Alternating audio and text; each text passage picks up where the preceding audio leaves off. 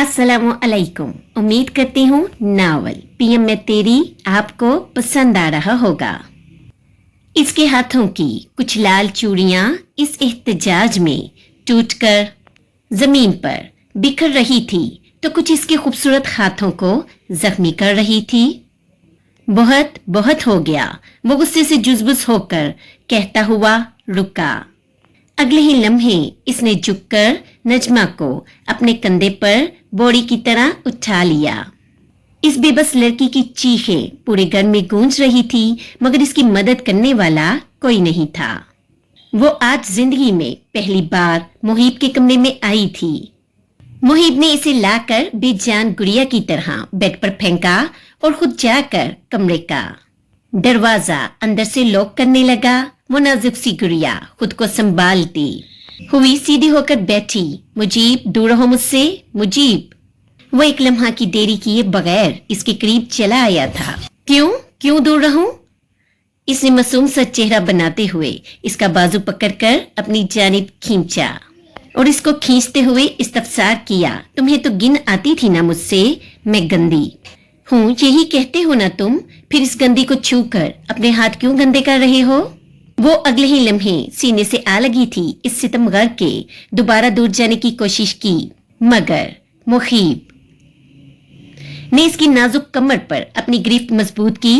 वो चाहकर भी दूर नहीं जा पा रही थी इससे, मगर इसकी निगाहों में सवाए कदवरत और नफरत के कुछ न था। ये देखने के बावजूद मुहीब पीछे हटने के लिए तैयार नहीं था। वो इसी के कहे जुमले इसे याद दिला रही थी। कोई बात नहीं, मैं हाथ बाद में साबुन से धो लूंगा, वो लापरवाही से कहते हुए इसके गुलाबी होंठों पर झुका, मगर अगले ही लम्हे नजमा ने इसके होंठों पर जोर से काटा। वो तेजी से दूर हटा, अपने अनाबी होंठों के किनारे से बहने वाला खून अंगूठे से साफ करके जुज़बुज़ निगाहों से सामने बैठी अपनी दुल्हन को देखने लगा। इसे ये अपनी तजलील महसूस हुई थी। आंखों में शोले बरकने लगे थे इसके। अगले ही लम्हे वो अपनी पूरी ताकत लगाकर बड़क की फुर्ती के साथ इस नाजुक सिफ्त लड़की को लेकर बेड पर गिरा। जैसे एक परिंदा कैद से निकलने के लिए फड़फड़ाता है, वैसे ही वो अपने जाने दुश्मन की बाहों की कैद में फड़फड़ाती रही। मुहीब अपना हक लेने के बाद सुकून से इसके बराबर में लेट गया था। बहुत जल्दी से मीठी सी नींद आ गई। जब सुबह उठा तो वो अब भी छत को ही तक रही थी। इसकी आंखें लाल थी और मसलसल आंसू बह रहे थे। इसने ज्यादा ध्यान न दिया और तेजी से उठकर शावर लेने चला गया। वापस आया तो वो अब भी छत ही को देख रही थी। इसने कुछ न कहा और अलमारी से अपने कपड़े निकालकर तैयार होने लगा। आईने में अपना जायजा लेते वक्त इसकी निगाह अपनी गर्दन पर मौजूद नजमा के मारे हुए नाखूनों के निशानों पर गई। हल्की हल्की तकलीफ पूरे जिस्म में महसूस हो रही थी इसे जंगली शेर ने। शुक्र है निशान नीचे हैं, कॉलर बासानी छुपा देगा। इसने शर्ट के कॉलर का बटन लगाते हुए आहिस्तगी से खुद कलामी की। सुनो, किसी को कमरे में जाने मत देना, इसने मुलाजमा से हाकमाना अंदाज में कहा और तेजी से सीढ़ियां उतर गया। न जाने क्यों आज ऑफिस में बिल्कुल दिल नहीं लग रहा था। बार बार पिछली रात के मनाजिर इसकी आंखों में आ रहे थे, जिसके सबब इसका दिल न चाहते हुए भी खींच रहा था। वो सुकून जो इसे कल रात नसीब हुआ था, वो इसे दोबारा हासिल करना चाहता था। अपने हाथों में अभी भी उस लड़की के नरम और गर्म हाथों का लम्स इसे महसूस हो रहा था। होंठों के किनारों पर हल्की सी मुस्कान बिखरी। अपने हाथों को खुद ही सूंघने लगा। हाथों में अभी भी इसकी महक मौजूद थी। सर, आप कहीं जा रहे हैं? वो खुद पर मजीद जबर करके ऑफिस में नहीं बैठ पा रहा था, इसलिए इसने वापस घर जाने का फैसला किया। हाँ, मेरी आज की सारी मीटिंग्स कैंसिल कर दो, बल्कि यूं करो कि 2-3 दिनों तक मेरी सारी मीटिंग्स जाजा को। अभी वो बोल ही रहा था कि इसकी सेक्रेटरी तेजी से बीच में बात काटते हुए याद दिलाने की नीयत से गोया हुई, मगर सर, जाजा सर की तो अभी 2 दिन पहले ही शादी हुई है। वो कैसे? तो क्या मेरी शादी तो कल ही हुई है। वो लापरवाही से गोया हुआ। इसके कहते ही साइमा के कान खड़े हुए थे। इसे लगा शायद इसे सुनने में कोई गलती हुई है और इसकी जगह कोई और भी सुनता तो यही समझता। क्या? वो ना समझी से कुछ नहीं, चलो मैं खुद मैनेज कर लूंगा। मैं तो भूल ही गया था, जाजा की भी तो शादी हुई है। वो सर झटकते हुए कहकर ऑफिस से बाहर की जानिब बढ़ गया, जबकि इसका कहा जुमला सुनकर वो उलझकर बेसाख्ता बोल उठी, जाजा की भी शादी? मतलब और किसकी शादी हुई है? घर आते ही वो डायरेक्ट अपने कमरे की जानिब बढ़ा। कमरे का दरवाजा खोला तो वो सामने बेड पर लेटी हुई नजर आई, जिस हालत में सुबह छोड़कर गया था वो इसी हालत में थी। बस फर्क इतना था कि आंखें बंद थी। इसे लगा वो सो रही है, इसलिए कोट उतार कर सोफे के कॉर्नर पर डाल एक हाथ से अपनी टाई ढीली करते हुए बेड की जानिब आया। जितना सोचा था इतनी बुरी नहीं। वो बेतासुर चेहरे के साथ इसके हसीन सरापे को तकते हुए गोया हुआ। जैसे ही इसका हाथ थामा, महसूस हुआ जैसे आग पर रख दिया हो। तेजी से इसका टेम्परेचर चेक करने के लिए हाथ इसकी पेशानी पर रखा। ओह, इसे तो बहुत तेज बुखार है। अगले ही लम्हे अपना सेल निकालकर लेडी डॉक्टर को कॉल की। फिर अपनी अलमारी से एक सफेद कुर्ता शलवार निकालकर इसे पहनाया और अच्छी तरह कंबल से सरता पांव ढक दिया। इसके होंठों की लिपस्टिक फैल जाने के सबब अजीब ही मंजर पेश कर रही थी। इसने साइड टेबल पर रखे हुए टिश्यू बॉक्स से एक टिश्यू निकालकर इसका चेहरा साफ करने की नीयत से करीब होकर बैठा। कभी सोचा भी नहीं था एक दिन मैं ये काम भी करूंगा। हद है। वो चिरकर मुंह बसोरते हुए लिपस्टिक साफ करने के लिए इसके चेहरे पर झुका। इस हसीन लड़की की गर्म सांसें वो अपने चेहरे पर महसूस कर रहा था, जो इसे फिर से एक बार पिछली रात की याद दिला रही थी। लिपस्टिक साफ करने के बाद अपने मचलते अरमानों को मजीद बिखरने से न रोक सका और इसके गुलाबी होंठों को नरमी से चूमा। अगले ही लम्हे कमरे का दरवाजा नोक हुआ। कमिंग कहते हुए दरवाजा खोलने के लिए खड़ा हुआ। मुहीब, नजमा को तो 104 बुखार है और नजमा यहाँ तुम्हारे रूम में। वो फैमिली डॉक्टर थी। इन्हें अच्छी तरह इल्म था कि नजमा इस खानदान की बेटी है और एक हफ्ते पहले ही अमेरिका से लौटी है। इन्हें शॉक लगा नजमा को मुहीब के बेड पर देखकर, फिर इसका मुहीब के कुर्ते में मलबूस होना, साथ साथ इसका मुरझाया हुआ चेहरा। वो बोलना चाहती थी मगर मुहीब के खौफ के सबब इनके अल्फाज मुंह में ही रह गए थे। बीवी है मेरी, मुहीब इनके चेहरे से बांप किया था। वो गलत मतलब आखस कर रही हैं, इसलिए बड़म से कहकर नजमा के बराबर में बैठा। बीवी? वो हैरत से बोली, जी कल ही शादी हुई है मास्टर की। पीछे खड़ी मुलाजमा तेजी से बोली, ओह, मगर वो शॉक्ड हुई थी कि इतने बड़े बिजनेसमैन की शादी हुई और किसी को कानो कान खबर नहीं हुई। ये कैसे मुमकिन है? वो उलझकर मजीद सवाल करने की नीयत से कुछ बोलने ही लगी थी कि मुहीब ने एक आबरू उचकाकर इन्हें गूड़ी से नवाजा। इसकी शार्प निगाहें किसी को भी खौफजदा करने के लिए काफी थी। मैं दवाई लिख देती हूँ, टाइम पर दे दीजिएगा, डॉक्टर ने पर्ची मुलाजमा की तरफ बढ़ाते हुए कहा। चलिए मैं आपको बाहर तक छोड़ दूं। मुलाजमा के कहते ही वो इसके साथ अस्बाब में सर हिलाकर चल दी। बेटा मुहीब, नजमा की तबीयत खराब है, मैं इसे अपने कमरे में ले जाऊं? अरूसा ने लचकदार अंदाज में इस्तफसार किया। वो जो सिगरेट पी रहा था खिड़की के पास खड़ा इनके इजाजत तलब करने पर लापरवाही से सिगरेट वाले हाथ से बगैर पीछे मुड़े ले जाने का इशारा दिया। नजमा मेरी बच्ची, उठो, चलो मेरे साथ चलो। नजमा गुनूदगी के आलम में थी।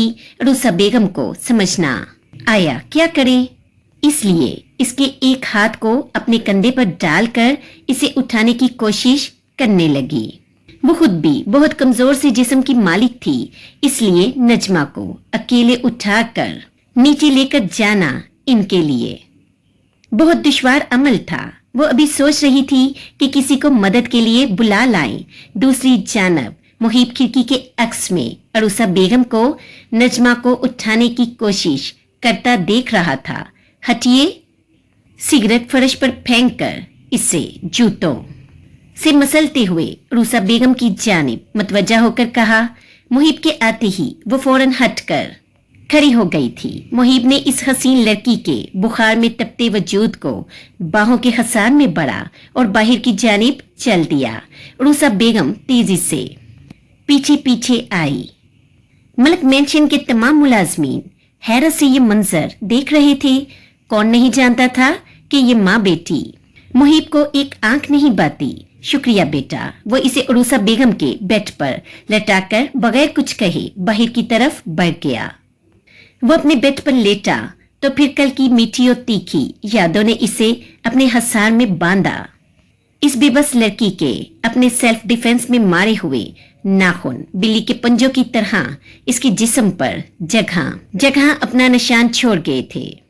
इन्हीं में से एक निशान को देख जो इसकी सीधी कलाई पर था। ये जिंदगी कितने ही अजीब इत्फाकात और नामुमकिनात का मजमुआ है जो इंसान सोच भी नहीं सकता। वो इत्फाकात और नामुमकिनात रोनमा हो जाते हैं। मैंने कब सोचा था मैं इस वहशिया की बेटी को एक दिन अपना आप सौंपूंगा, इसे अपने कमरे की जीनत बनाऊंगा, लोगों के सामने इसे अपनी बीवी कहूंगा और वह लड़की बदले में बजाए मेरे एहसानमंद होने के ये निशानात मुझे देगी। वो छत को तकते हुए इन्हीं सोचों में मगन था कि इसे कुछ माह पहले का वो वक्त याद आया जब जाजा इसे मिलने ऑफिस में आया था। भाई, मुझे आपसे बहुत जरूरी बात करनी है। हाँ बोलो। वो बगैर फाइल से निगाह हटाए गोया हुआ। मैं नजमा से बहुत मोहब्बत करता हूँ और इससे शादी करना चाहता हूँ। मलक मेंशन के सारे फैसले मुहीब लिया करता था, इसलिए जाजा सबसे पहले मुहीब के पास चला आया था इस उम्मीद के साथ कि वैसे हर बार की तरह मस्बत जवाब के साथ पाएगा। पता है मुझे, तुमने इसे तोहफे में लाल रंग की मैक्सी भेजी है, इसका भी इल्म है मुझे।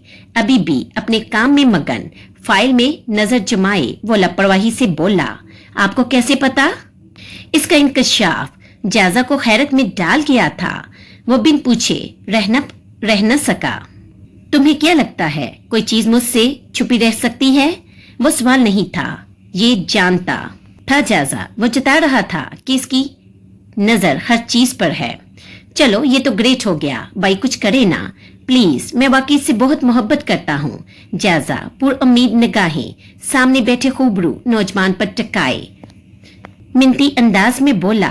वो तुम्हारे काबिल नहीं है, भूल जाओ इसे।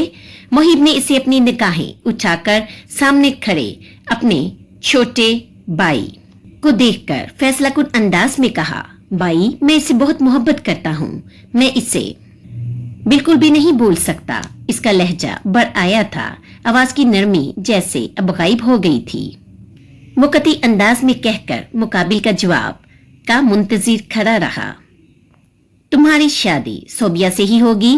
अच्छा यही है, तुम जज्बाती होने के बजाय दिमाग से काम लो। सोबिया के वालिद तुम्हारी बैक मजबूत कर देंगे, वो तो नजमा का बाप भी कर देगा और ये बात आप अच्छी तरह से जानते हैं।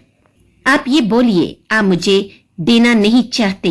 अभी इसका जुमला अदा ही हुआ था कि सामने से दो टोक अंदाज में जवाब आया। जाजा, तुम बहुत जज्बाती हो। रिलैक्स, बिजनेस कभी भी जज्बाती होकर नहीं किया जाता।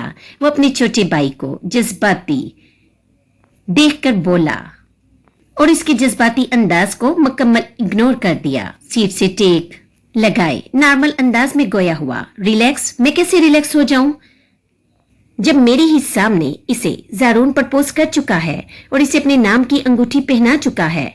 भाई, मुझे कोई बिजनेस नहीं करना, मुझे सिर्फ नजमा से शादी करनी है। आपका बिजनेस आपको मुबारक हो। इसकी आवाज बता रही थी कितनी उल्फत है इसके दिल में नजमा के लिए। मुकाबिल इसके दिली जज्बात से वाकिफ होने के बावजूद भी अपने फैसले पर अटल था, क्योंकि वो जाजा को अपनी जान से ज्यादा अजीज रखता था। नजमा इसकी नजर में एक जहर के प्याले की मानित थी, जिसे इन दोनों भाइयों में से एक के हिस्से में जरूर आना था, तो इसने उस जहर के प्याले का इंतखाब अपने लिए किया। मलक मेंशन में किसी की मजाल नहीं थी कि मुहीब के फैसले के खिलाफ जा सके, चाहे फिर वो जायजा ही क्यों ना हो। 2 दिन गुजर चुके थे, मगर नजमा एक बार भी अपनी माँ के कमरे से बाहर नहीं निकली थी। तबीयत कैसी है अब नजमा की? अरूसा बेगम रोज मामूल की तरह रात का खाना टेबल पर सजा रही थी जब मुहीब ने चेयर पर बैठते हुए आबरू उचकाकर तफशीशी अफसरान की तरह सवाल किया। अरूसा बेगम को बिल्कुल भी उम्मीद नहीं थी कि मुहीब इनसे नजमा की तबीयत के मुतल्लिक इस्तफसार करेगा। वो अभी बीमार है। पहले तो वो गड़बड़ा गई, फिर बमुश्किल अपने खौफ पर काबू पाते हुए धीमे लहजे में जवाब दिया। वो अस्पात में सर खिलाकर बगैर कुछ कहे खाना खाने लगा। ऐसा नहीं था कि इसने अरूसा बेगम के लहजे में उबड़ी गड़बड़ाहट महसूस न की थी, मगर इसने दानिस्ता तौर पर नजमा को इसकी माँ के कमरे में मुकम्मल ठीक हो जाने तक रहने दिया। 1 हफ्ता गुजरने के बाद वो अब चिड़चिड़ा सा होने लगा था। किसी काम में इसका दिल नहीं लग रहा था। इसकी हालत इस भूखे शेर की मानद थी जिसके मुंह को गोश्त का मजा लग गया था। नजमा मुहीब की मोहब्बत नहीं थी इसकी, मगर तलब जरूर बन गई थी। तलब और मोहब्बत में जमीनों आसमान का फर्क होता है। हाल तो ये है कि तलब मोहब्बत के मायने से भी न आशना होती है, मगर ये भी एक हकीकत है कि तलब ही अक्सर नेक मर्दों की मोहब्बत बन जाती है। वो ऑफिस से आज वापसी पर अपने दोस्तों से मिलने क्लब चला गया था। वहां से वापसी रात के 2 बजे के करीब हुई थी। पूरे मलक मेंशन पर खामोशी तारी थी। वो दोस्तों के साथ खाना खाकर आया ही था, इसलिए डायरेक्ट अपने कमरे का रुख किया। अभी आधी सीढ़ियां भी नहीं चढ़ा था कि किचन से आने वाली आवाजों ने इसे अपनी जानिब मतवज्जा किया। गुड, इसे रात के वक्त शदीद भूख ने सताया। वो चाहकर भी सो नहीं पा रही थी, इसलिए दबे पांव कमरे से निकलकर किचन में आई। फ्रिज खोला ताकि जो भी मिले वो खाकर सोने चली जाए।